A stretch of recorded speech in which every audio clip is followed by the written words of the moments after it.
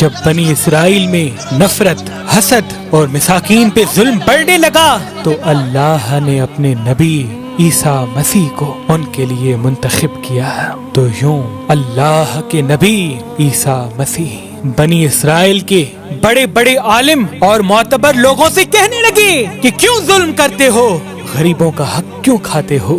اے لوگو، حقیقی اللہ وہ ہے جو سب انسانوں کو برابر کے حقوق دیتا ہے، جس کے نزدیک امیر اور غریب میں کوئی فرق نہیں، کالے رنگ والا اور سفید رنگ والا برابر ہے۔ لوگ حضرت عیسیٰ مسیح کا مذاق اڑانے لگے اور پھر اللہ کے نبی اللہ کی نشانیاں زمین پر ظاہر کرنے لگے۔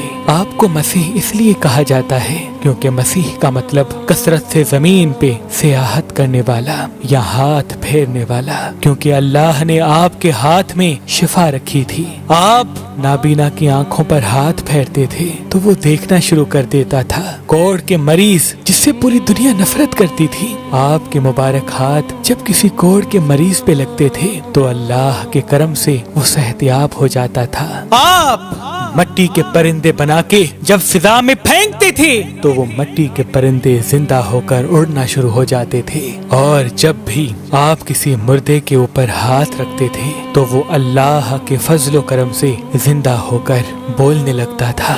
بنی اسرائیل کے لوگوں نے جب یہ معجزات دیکھے تو دن بدن آپ کی باتیں سننے لگے، آپ کو اللہ کا نبی تسلیم کرنے لگے۔ بس یہی ڈر اس وقت کے ظالم بادشاہوں اور عالموں کو کھانے لگا کہ کہیں ہماری حکومت ختم نہ ہو جائے، لوگ عیسیٰ مسیح کو اللہ کا نبی سمجھ کر اپنا بادشاہ نہ بنا دیں۔ تو بس بنی اسرائیل کے بادشاہ اللہ کے نبی حضرت عیسیٰ مسیح کو شہید کرنے کی سازش بنانے لگے۔ حضرت عیسیٰ علیہ السلام پوری قوم سے مخاطب ہو کے فرمانے لگے، اے لوگو، اللہ سے ڈرو، میں اللہ کی طرف سے آیا ہوں تاکہ تم آپس میں محبت، پیار اور امن کے ساتھ زندگی بسر کر سکو۔ کچھ لوگ آپ پر ایمان لے آئے، کچھ لوگ آپ کے ساتھ رہنا شروع کرنے لگے، اور کچھ لوگ وقت کے بادشاہوں کے ساتھ آپ کو شہید کرنے کی سازش میں اٹھ کھڑے ہوئے۔ تاریخ نے لکھا آپ کے ساتھ 12 حواری تھے، لیکن ان میں سے بھی کچھ کا ایمان مکمل نہ تھا۔ اس بات کا فائدہ اٹھاتے ہوئے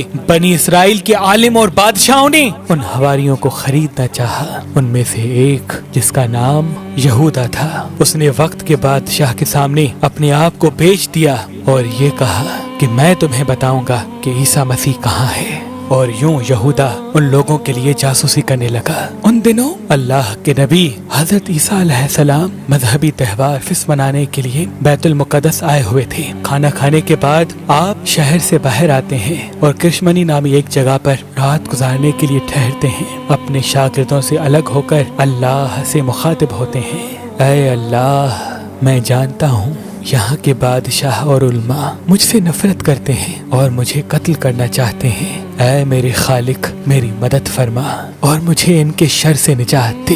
بس اتنے میں جبریل امین اللہ کے حکم کے ساتھ نازل ہوتے ہیں اور فرماتے ہیں، اے مریم کے بیٹے، اللہ فرماتا ہے کہ آج رات تجھے اس زمین سے آسمانوں کی طرف اٹھائے گا، تیرا رب تجھے ان لوگوں کے شر سے بچائے گا، اور وہ لوگ جنہوں نے تیری تعلیمات کو تسلیم کیا ہے، اللہ انہیں مشرک اور کافر لوگوں پر فضیلت بخشے گا، اور قیامت کے دن اللہ اس اختلافات کا فیصلہ کرے گا۔ اے روح اللہ، تیری بلندی کا وقت آ پہنچا ہے۔ بس اللہ نے ایک عجیب معجزہ دکھایا، یہودا کا حلیہ حضرت عیسیٰ مسیح جیسا ہو گیا، اور عیسیٰ مسیح کو اللہ نے آسمانوں کی طرف بلند کر دیا۔ بس جیسے ہی گرفتار کرنے کے لیے بادشاہ کے لوگ وہاں آئے تو اس جاسوس یہودا کو گرفتار کر دیا، کیونکہ اللہ نے اس کی شبیہ عیسیٰ مسیح جیسی بنا لی تھی۔ اور یوں اللہ نے بنی اسرائیل کے سخت دلوں پر مہر لگا دی، اور وہ فخر سے یہ کہنے لگے کہ ہم نے مریم کے بیٹے اور اللہ کے نبی عیسیٰ کو قتل کر دیا۔ انہوں نے یہ سمجھا کہ ہم نے عیسیٰ مسیح کو سولی پہ چڑھا رکھا ہے، بلکہ حقیقت تو یہ تھی کہ وہ اس معاملے میں غلط فہمی کا شکار تھے۔ ان میں سے کچھ لوگ حیرت سے یہودا کو دیکھ رہے تھے کہ اس کا چہرہ تو عیسیٰ مسیح جیسا ہے، لیکن عیسیٰ مسیح کی کوئی بھی خوبی اس میں نظر نہیں آ رہی۔ وہ بس اپنے وہم و گمان کی پیروی کر رہے تھے۔ حقیقت تو یہ ہے کہ عیسیٰ مسیح کو انہوں نے قتل نہیں کیا تھا، کیونکہ اللہ کے نبی عیسیٰ روح اللہ کو اللہ نے صحیح سلامت آسمانوں کی طرف بلا دیا تھا اور اپنی جگہ عنایت فرمائی، اور قیامت سے پہلے اللہ ان کو پھر سے ظاہر کرے گا اور دنیا کے نزدیک حق و باطل کو واضح کر دے گا۔ بے شک وہ ہر چیز پہ قدرت رکھتا ہے، بے شک وہ ہر چیز پہ قدرت رکھتا ہے۔